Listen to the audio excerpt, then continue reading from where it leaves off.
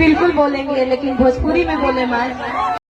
हाँ एकदम भोजपुरी में बोलेला काम बा। बोली तो भोजपुरी में का कहता नहीं। हाँ कि ना, कहे कि भोजपुरी में जब बोले ना तो लागेला कि हम अपना जिला में बानी। हाँ कि ना।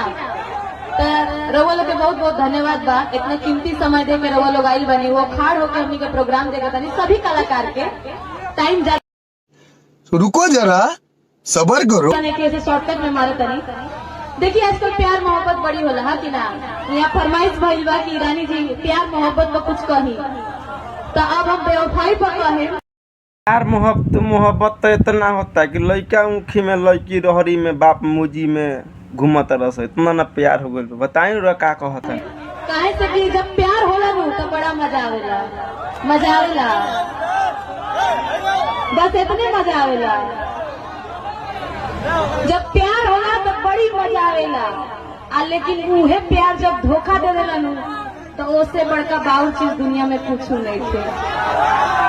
हाँ कि 1 लाख के बात कहीं उड़ा प्यार होला तो इतना आनंद आवेला इतना। और जब उहे प्यार जब दिल पर धोखा दे के दूसरा के उसे मिले जाला नु तो मन करेला का कि सल्फास के गोली खा के अपन जान दे दी। ये ऐसा तो प्यार होता है मेरा डेट में। जब धोखा हो तो सबसे पहले के हंसेला? गांव नगर के लोग, पंचायत के लोग, पटीदारी के लोग। ना ना